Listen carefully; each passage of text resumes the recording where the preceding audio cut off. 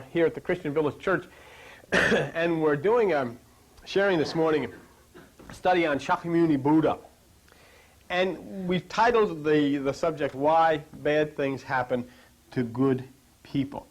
And these are questions that affect our lives dramatically. Many good people die poor and in all kinds of horrible situations. Well, you see some miserable person, seems they always get what they want. They always got the nice car, and yet they're miserable, never get sick, and so forth and so on. And you wonder, what the heck is going on? What kind of inconsistency is this? And Shakyamuni Buddha taught it in a word that is part of the Buddhic chant Nam Myoho Renge Kyo. The word is Renge. Renge. And what that actually means is the law of cause and effect.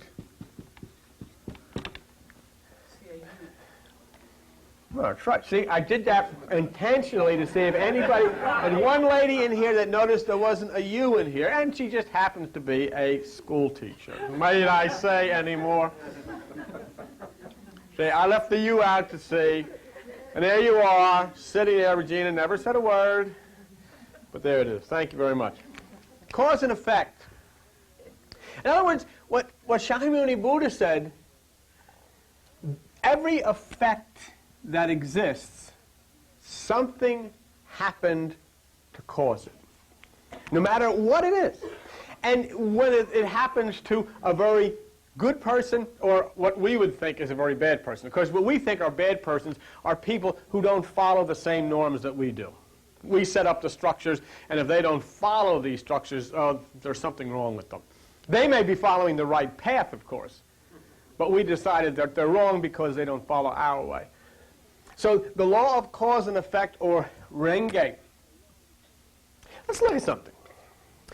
Jesus Christ taught reincarnation. I'm not going to go into it, but he did. Let's say, for instance, if indeed the question of reincarnation and karma are a positive thing, and nobody can prove anything, but let's just take a look at these things. Karma simply says that you have to live out these experiences that you pick up from life to life, and you have to learn the lessons of life and overcome these various things that you may have learned in a previous life. You have to work your way out, and you work it and understand and develop your life and so forth and so on, and you have thousands of lives in order to do it.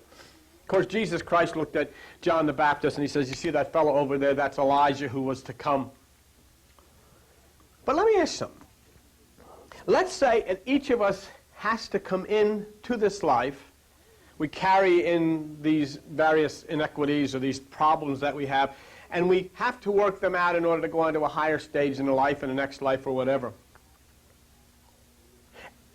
If indeed we are our brother's keeper, then we have a responsibility, have we not, to maybe help another person who is undergoing a particular thing that they're having trouble with, to break that thing so that they can go on in life and continue on in the big picture of life. Not in the 60 or 70 or 80 years that we give each other here, because that's not true. I mean, life goes on thousands of years. But let me tell you, a few weeks ago, they had a situation in Washington State, I believe it was, where a young fellow who had taken part in terrible, terrible crimes against young children, sexually molested them, tortured them, killed them, horrible things. Well, we did the things that we do, and and we gave him a fair trial, and decided he must die, and executed him. But you can't kill anybody. You can kill a body, but you can't. And so, what may we have unleashed on some children 20 or 30 years from now? Are there some children 30 years down the road who aren't even born yet, who may be brutalized by someone who we dispatched into the next life and will come back having learned nothing in the exact same state that he was? See, the Bible says, thou shalt not kill. And there's reason. Now you had this terrible situation, incarcerated, an opportunity to work for as long as it might take in order to break or to purge the mind, but instead we kill the body, dispatch the spirit into the spirit world to seek another body. To, you know, did you ever see that? Here's Johnny. You know, he's back again. Huh? And so what's the effect? If two little children 30 years from now were brutalized and everybody's picking up the, oh my God, what would prompt somebody to do something like this? Who would ever know that it traces its way back to a time when our laws had us kill someone and send him reeling back into the universe, seeking another body, coming back to do the same thing all over again? So then what is the effect? Is the effect that this is a bad person? Yes. Is the effect that the children are killed? Yes. Could the cause be tracing itself back into a previous existence? Yes. And there are other things, and nobody can prove anything, but I'm throwing it out, saying, let's think about it. Life is a lot deeper than we think. Life is a lot more complex than we think. We have many more responsibilities than we understand. And so when the Bible says, thou shalt not kill, and you kill, you never know what you're unleashing on people down the road. You have not killed the spirit which is depraved. You have only sent it to seek another body. And there it goes again.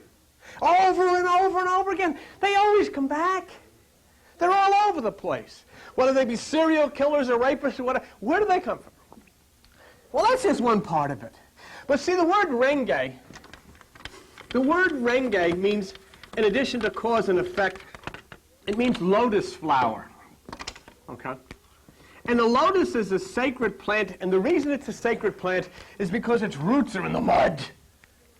Its roots are in the mud, but it reaches up through the water, up into the air, and exposes itself constantly to the sun.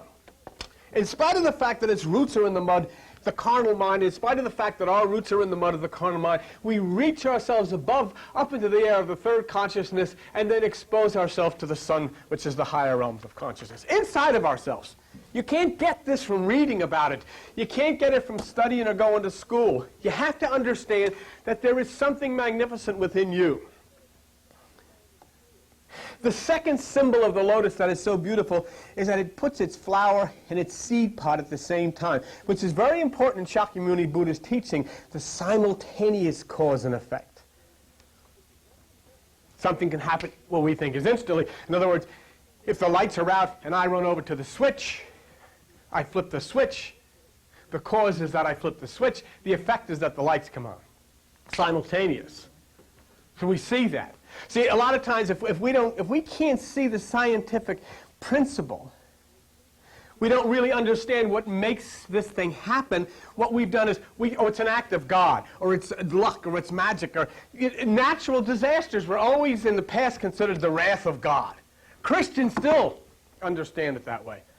If they heard an earthquake, they all get on television because this is going to fulfill their Bible. Oh, there's an earthquake. God's getting ready for the end times. They're always figuring things like that. Always that there was a spell or a curse. Something was in the hands of God. We still believe it. We thank God for our blessings, don't you? What do? You come here, you sit on Thanksgiving time. You got a big fat turkey.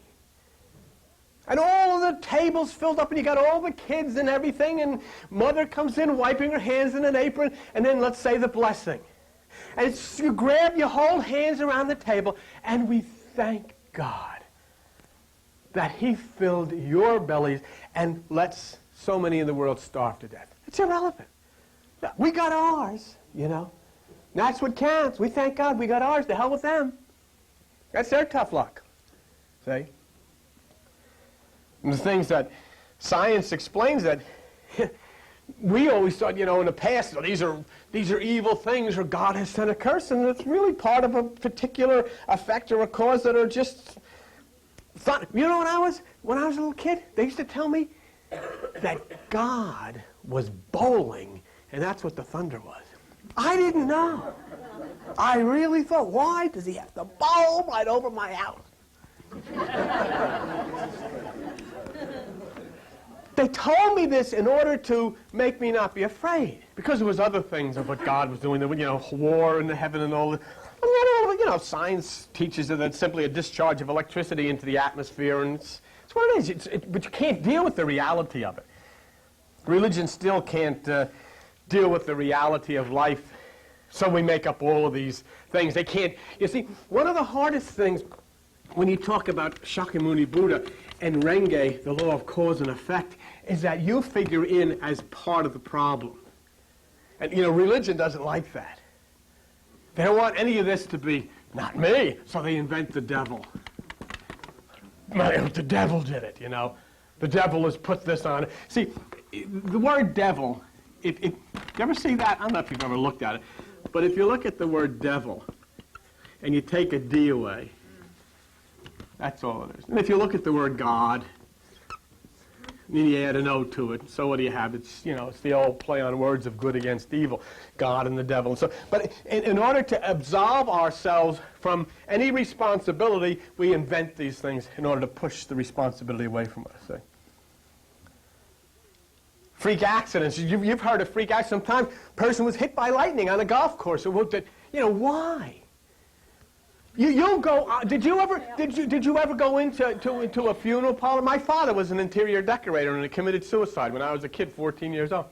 I remember going into the funeral parlor and standing there. I was always somewhat of a revolutionary type character, I just listened and I said, "What the heck?" And I would hear people come in and say, "God must have wanted heaven to be decorated, and he chose Ambrose."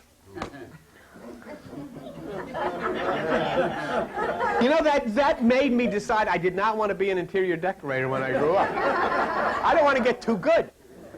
You know what I mean? In other words, be a fakakta. Whatever you're going to do, be a jerk, because if you get too good, God's going to say, "Hey, I need a milkman like you. You're coming home." Forget this. An act of God. If you have an unhappy relationship, you usually find it very hard to consider the fact that you may have played a part in it. I know I do. I blame everything on Joan. Everything. You did this. It was nothing to do with me. See, the AIDS virus was called, right now, if you watch them on television, you see the AIDS virus is the wrath of God against homosexuals. And that's what they teach on television. They used to say that about heterosexuals, about venereal disease. God is punishing people for promiscuous sex. And then all of a sudden you found you could sidestep God's punishment with a little penicillin. So what are you going to say? The heck with it. What are we going to do? We have to make up something else.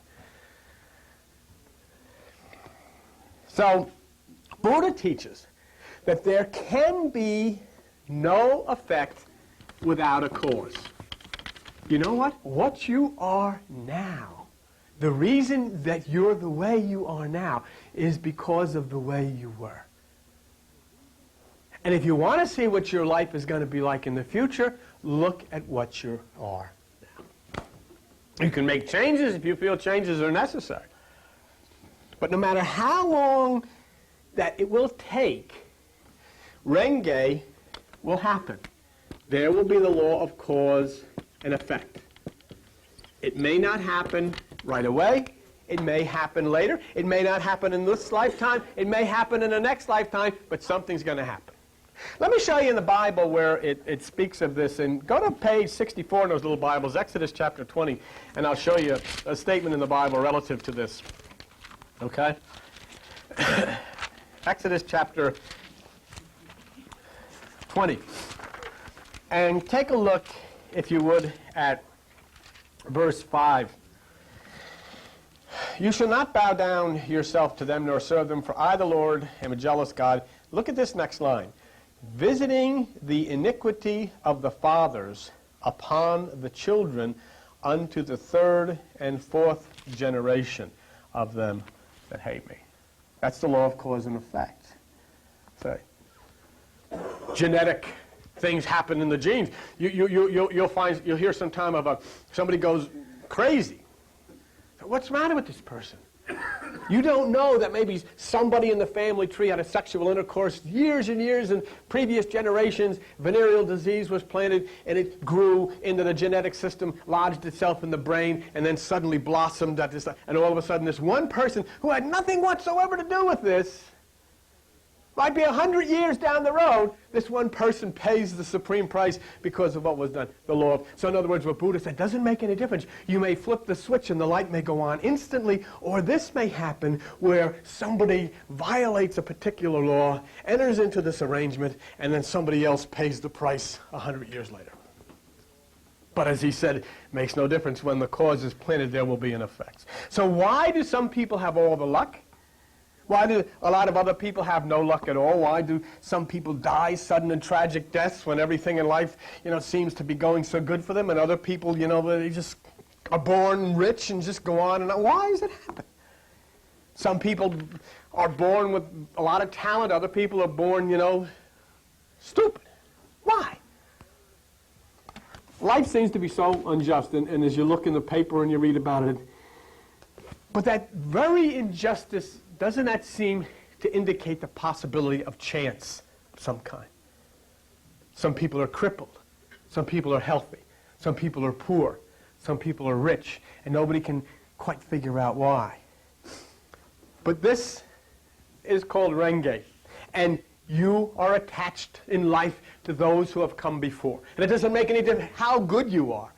When the storm comes, it doesn't say, well, it's a nice neighborhood, and we don't want to blow the roof off because this is a nice neighborhood. Or let's make a left and go down to the ghetto and blow the roof off there. It doesn't. What's it say in the Bible? God is no respecter of persons. Why it happens to somebody who's good, somebody who's not good. In Galatians chapter 6, verse 7, it says, whatever a person sows, they shall reap. Take a look at that, page 954. Galatians chapter 6. And when you hear Buddha talking about Renge, the law of cause and effect, and you can see it in the Bible, Galatians chapter 6, verse 7, for whatsoever a man sows, that shall he also reap. For he that sows to his flesh shall of the flesh reap corruption. He that sows to the Spirit shall of the Spirit reap life everlasting. So sowing and reaping, which is Renge, goes a lot deeper than just the time and space attitude. It has to do with the eternal things, the cosmic things, the universal things. So this concept really penetrates the depths of our lives and the lives of whom we've been connected to. Who was your father? Who was your mother? Who was your grandfather? Who was your grandmother? What were these people doing? Because things that they were doing have had a definite effect on what you are right now. And don't think that your life does not impact on the children that you have responsibilities to. Definite result of their life is what you're doing now. Everything that you do in your life is going to have an effect not only on you, but on your children. In our world, cause comes first, then the effect. The other end of the flipping of the light switch, we said you have an instantaneous effect. You can have a cause and effect separated by eons and eons. If you plant an acorn, an oak tree is going to grow. You may never be around to see it. It may be 100 years down the road and some kid will be swinging on that tree, or you dropped an acorn and died and are long gone. But the fact that you dropped the acorn into the ground has an effect. And the tree is there. And Buddha says, what about human life? We see the cause and effect. We flip the switch, the light comes on. You plant an acorn, hundreds of years or 100 years later a tree grows. Well, what about human life? And Buddha says that the cause stretches back to the beginning of your solar system. The cause, the way you are, the way people are, stretches itself back to the origin of the solar system. Everything that has happened, everything intermittent that has happened has been part of the cause. And the Bible hints at this when it says in Romans 8:28, all things work together for good. All things work together for good. For them that love the Lord. There is nothing that goes on that does not impact. There is a cause, there is an effect in all things. But what are all these things? There are two. And now let's take a look at this. Buddha says there are two types of causes. You've got an external cause. And what's that? You flip the switch, and you get the light. That's obvious. That's a physical cause. It's an external cause. That's something you deal with. Okay? But then there's a second kind, and Buddha calls it the inherent cause. And this is where it gets interesting. The inherent cause is a latent effect. It exists within your eth consciousness. Carl Jung called it the superconsciousness. It's where everything is stored deep within your mind. The things that you have been placed into your consciousness as a little child that you've long ago forgotten about are there waiting for some stimulus to all of a sudden bring them forth. Carl Jung, who was a great psychoanalyst and a contemporary of Sigmund Freud, said that even the mere screaming at a child can set something in motion, and all it needs then is for the right stimulus to come along, and that child will explode at a later time. The fact of an unwanted child in a home, child isn't wanted, child is knocked around from here to there, and Carl Jung said then that's fine, and then the child forgets about it. The child's adopted into a good family, the child becomes very nice, the child likes to dress and becomes very successful, but there's something lying deep in that subconscious that has never forgotten, and the stimulus comes along and you've got a rapist or a serial killer. Bang! Like that. And that's the effect of the causes that are placed within you, the inherent cause. So how do they work together? There's a tendency in this storehouse, in this subconsciousness, placed there from a previous experience or a previous life situation. Something in your environment suddenly prompts this tendency. It surfaces from the deep past, and then it manifests into a physical reality. Sometimes you'll even say to yourself, I don't know why I feel this way. I don't know why I'm acting this way. Or you'll say about somebody else, why is she doing this? Or why is he acting? You don't have any idea. You have no idea that deep in that eighth consciousness, deep into the superconsciousness laying there is something that you've forgotten, they've forgotten, but the subconscious never forgets, and there is now something that has stimulated it back into life, and you've got a problem. And what it means is that the external cause does not necessarily make that which is the external effect manifest. I'll show you what I mean by that. The effect of the external cause is not always immediate obvious. Look, let me take a look. I've done this before to explain something, and this is what I'm trying to say to you. Let's take a cup of water. The cup of water has sediment at the bottom of the cup. Okay? You stir the contents, and the water in the cup becomes dirty. See? The sediment in the bottom of the cup is the inherent cause.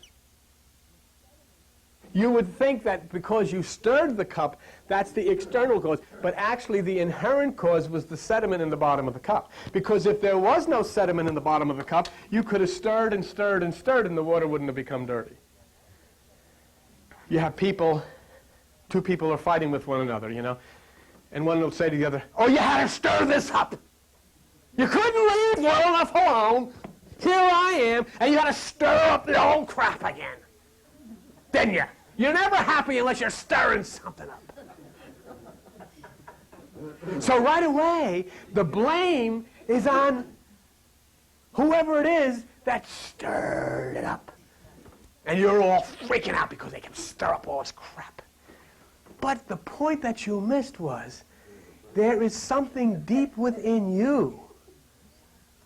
There is something deep within you, and if it wasn't there, they could have stirred all day long, and nothing would have happened. It was not the fact that they stirred anything up. The fact was that there was something lying deep in your subconscious waiting for something to stimulate it, and as soon as it did, bang, it exploded. And the fault is all hers. You're the one that stirs this up every day. I'm going home to my mother. I'm getting out. I don't want to live here no more. I hate you. I hate the kids. I hate everybody. And all of this is going on because of what? Not because anybody stirred, but because there is something deep within you waiting for it to be stirred. Because if there was no inherent cause, if there was no sediment in there, you could have stirred this up all day long. Nothing would have happened. You would have been able to deal with it. Say, hey, you know, you're acting like a jerk. What's the matter with you? But instead, you freaked. You freaked. Face got red. You started screaming. It's not the other person stirring. It is that which is within you. Okay? It is that which is within you. And that's what Shakyamuni Buddha says. Bad things happen not because somebody does something, but because within you is something waiting to be done. People fail to notice the sediment. I know I have sediment. You can trip my switch real quick because there's something in there. I come from a dysfunctional family. I mean, it was a first-class example of a dysfunctional family. So I've got lots of stuff in my cup at the bottom. And it doesn't take a whole lot for it to get stirred up. And my meditation has worked. At least I realize it. At least, thank God, to a Shakyamuni Buddha, I realize it. And I realize that I have within myself things that have to be cleaned. And my meditation works on it, and I've come a long way. A long, long way. But still, there is sediment left in the bottom of that cup. So what happens then, a lot of people is, oh, these are good people. They're not aware that the cause of their unhappiness lies dormant within themselves. Let me tell you something. When you go into one of your trips, like I do sometimes, you freak out, you get depressed. All of a sudden, did you ever see that sometimes you sit in the spring or the summer and you see the sky in the west starts to get dark and it gets darker. And then you hear the thunder, boom, boom, boom, boom, boom. That's coming. The storm is coming. Nobody's going to be able to stop it. And the storm comes, and lightning comes, and thunder and rain, and then it blows its way out. And it's the same thing in here. As it is outside, so it is in here. You can tell when you're getting ready to go into a mood. You can tell when you're going to get ready to be snotty. Because it's the time. The storm is coming, and as the storm gets closer, you are getting more snottier, and you don't want that storm to go away. You want to be that way. And you're just waiting for him or her to get home to share the storm.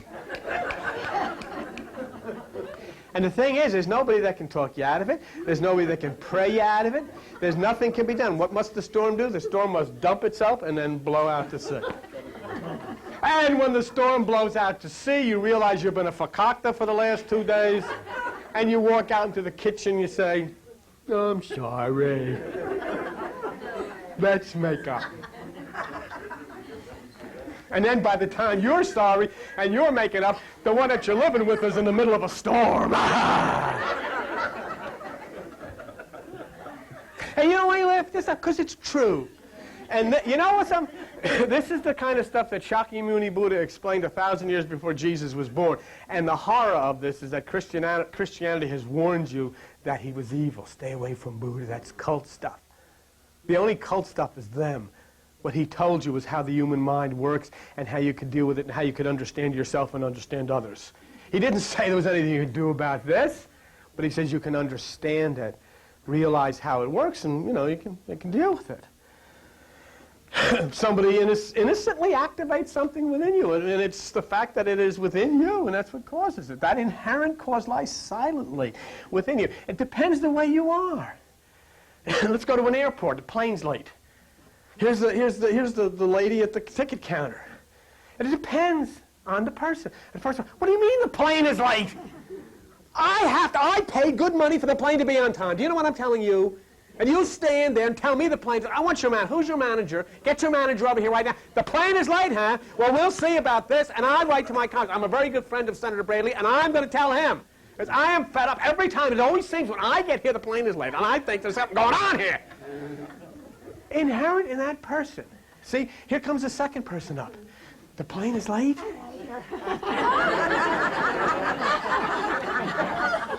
The second person says, the plane is late. Well, how am I going to get home? I think my mother's going to be waiting for me at the airport. I don't know what the heck I'm going to do with them. Nobody's going to be there. The dog. Do you think, is there anything wrong with the plane? Is it late because there's something wrong with it, or what? Have you heard anything? I mean, is it okay? I mean, will somebody call me if I sit? That's the second. See, one guy is madder than hell. The other guy's a nervous wreck. The third guy comes up. The plane is late. I'll be in the bar.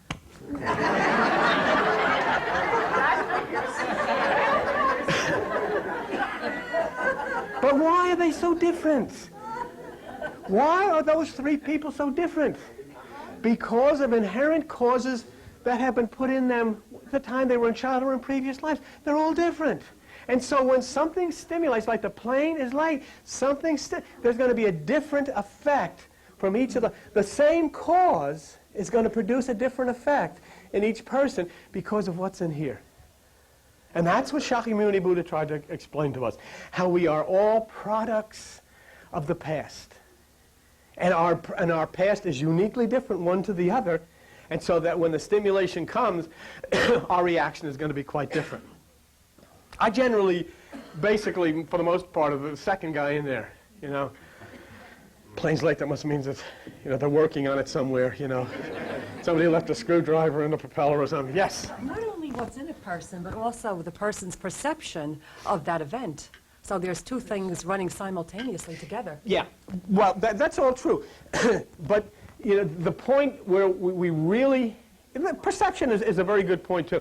But the point where Buddha was focusing himself on is saying it doesn't make any difference. That person is not going to be able to perceive the event any differently than they do because of the inherent cause. There's no way they can perceive it any differently. They're always going to look at it that way. It's always going to be a disaster. It's always, you know, sometimes if somebody doesn't come home at the time they're supposed to come home, your mind kicks in a little newsreel, and you see, you know, the dead body lying on the side of the street, a rapist or whatever it is, the state police, you know, they must have had an accident, and your mind instantly kicks in this particular thing, while somebody else just doesn't have a problem with it, you know. And it depends on the inherent cause. You are going to act the way you do because of the inherent cause. As you get further on towards the end of the Buddhist studies, what's interesting about this can be changed. These can be changed. The karmic attitudes and all of these things which have been placed into us can be changed. And that's the beautiful part, and this is what Buddha tried to share with everybody. So Christianity came along and blamed it on the devil and all of this kind of stuff, and you rotten, no good sinner and all of this stuff. And Buddha was saying it's a very natural thing that exists within the subconscious of every human being, and every human being will react differently to a given set of circumstances, but these things can be changed by profound meditation and understanding that inner thing, okay? Until we learn, and this is what Buddha said, I'm going to give you a quote of Shakyamuni Buddha, until we learn that we become angry or upset, not because of any external cause, but because of something that already exists within our own lives, until we know that we can never begin to change that innate tendency, because we don't know that it exists. See? We suffer in direct proportion. Listen to this. You should write this maybe. If you want to, you don't have to. We suffer in direct proportion to our own inherent tendency to do so. Huh? We suffer in direct proportion to our own inherent tendency to do so. And Shakyamuni Buddha said about hell, he says, hell is the concentration that we make on our own perceived agony. That's hell. And what did Jesus say? In Luke 11:52, you take away the key because you don't enter within yourself. You don't know who you are. You've been told by religions, you've been told by churches, you've been told by the government, you've been told by everybody what you are, what you should do. You have no idea who you are, what goes on inside of you, what has been deposited inside of you. See, what Shakyamuni Buddha tried to explain is that life is like a chain link. One attaches to the other. And as soon as you take an action of a result or an external cause or an inherent, something happens. That effect is, whatever you do, it becomes lodged in your life. And I think the interesting thing is, let's say, for instance, who can I use? Would anybody want to come up and I could demonstrate?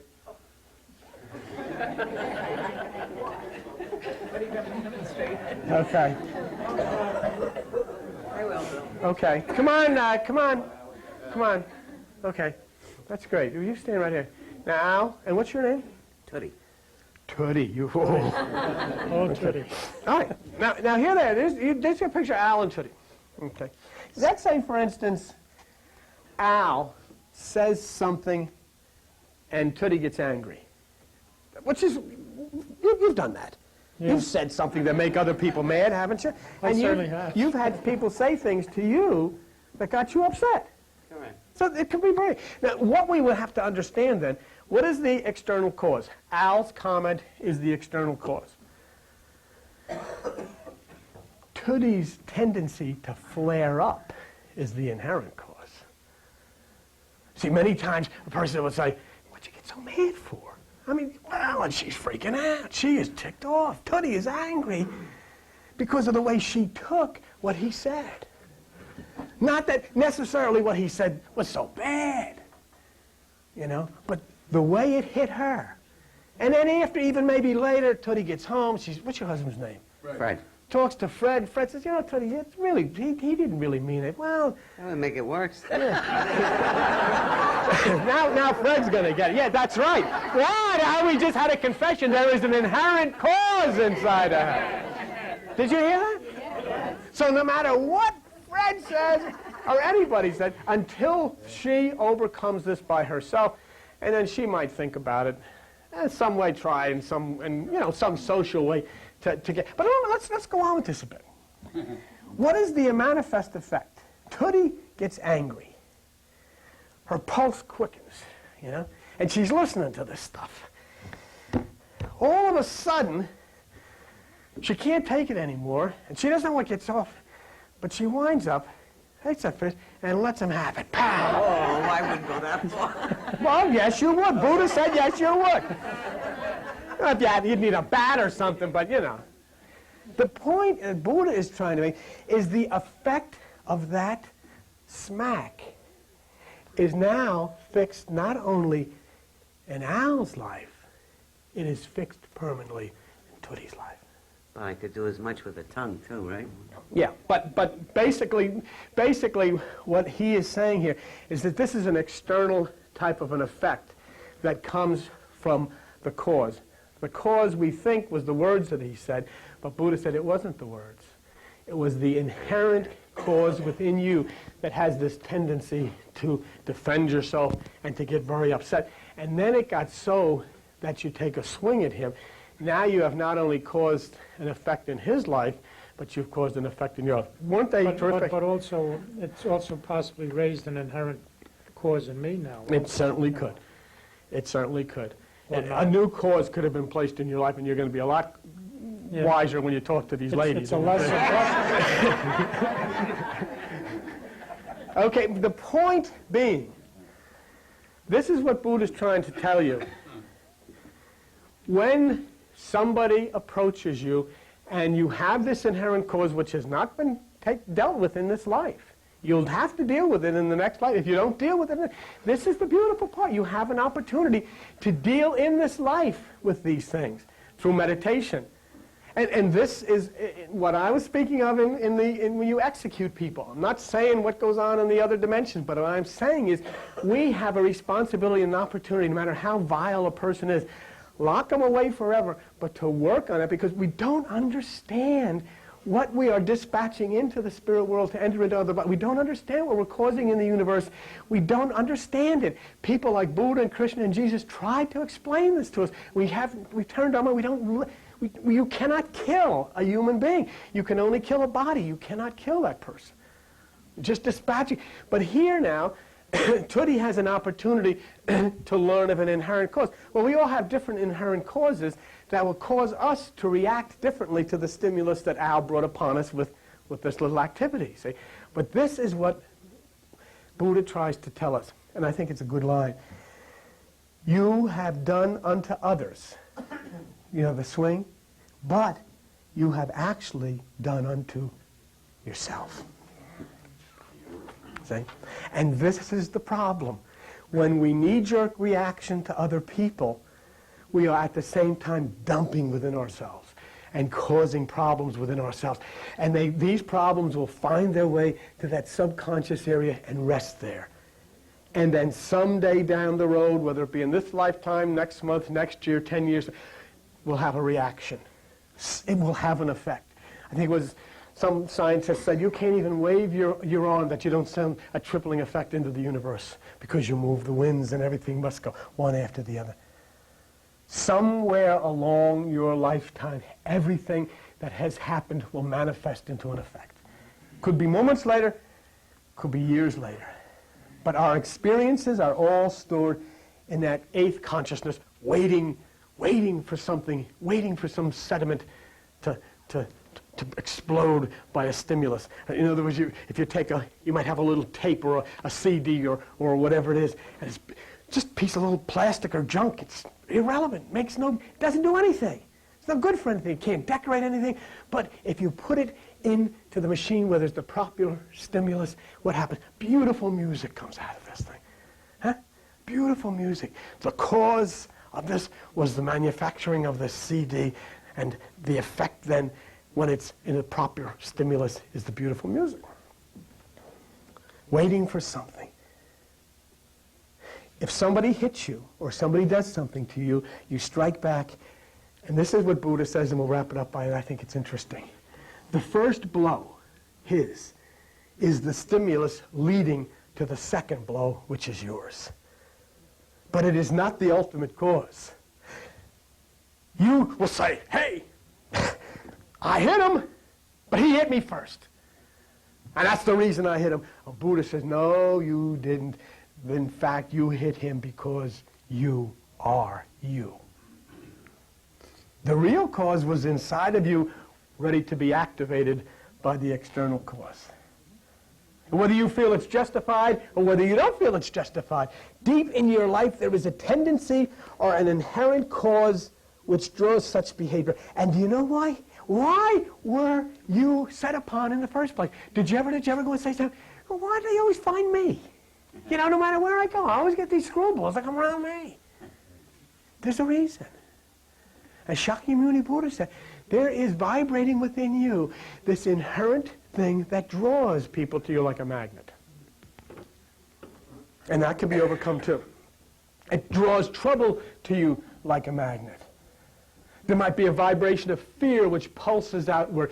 You ever want to see experience? Whenever you were a kid and you're scared to death of a dog, the dog knew it and chased you for 3 blocks.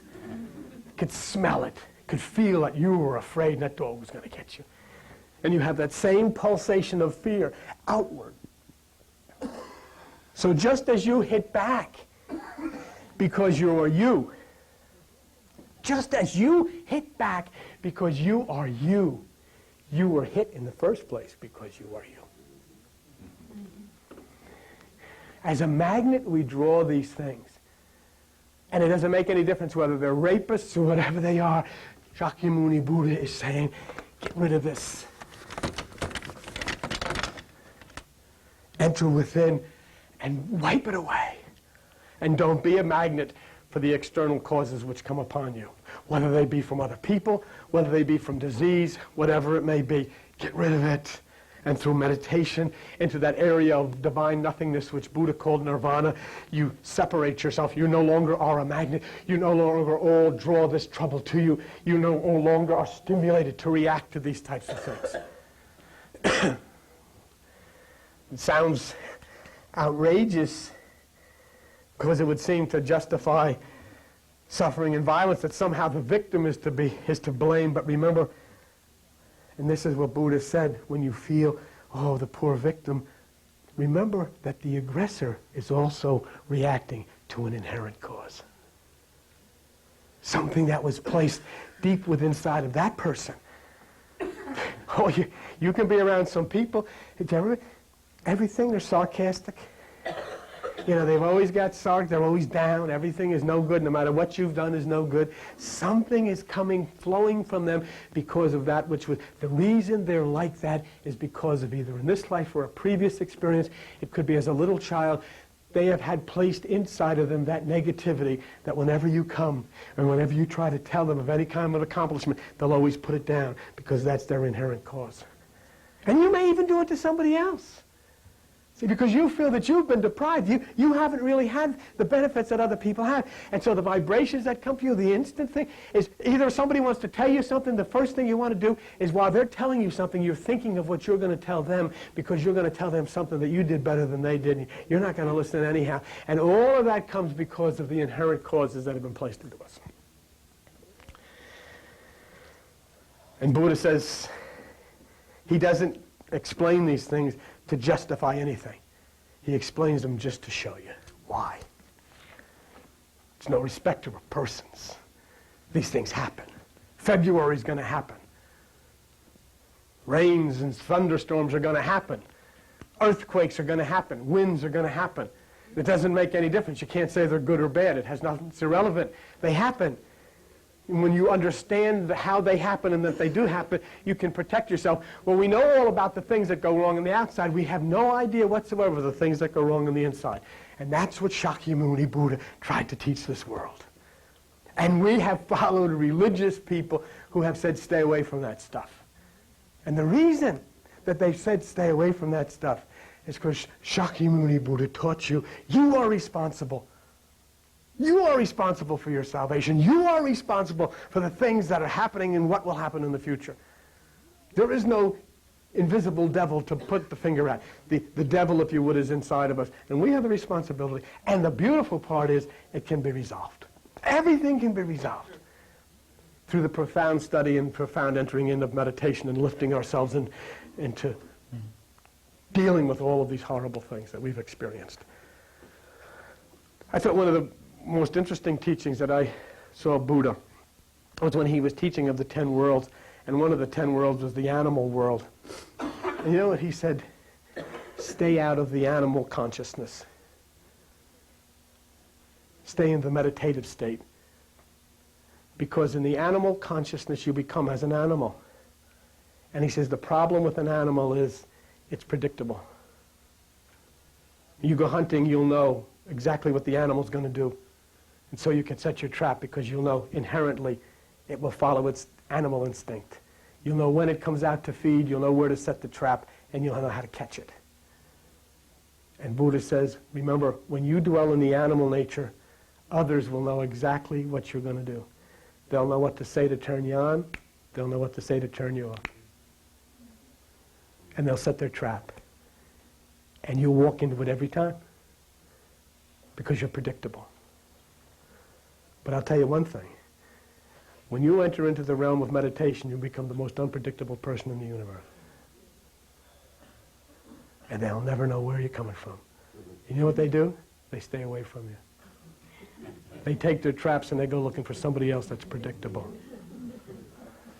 And always remember that the guy that's setting the trap is not going to tell you to sit under the teaching of the one who's telling you where the traps are.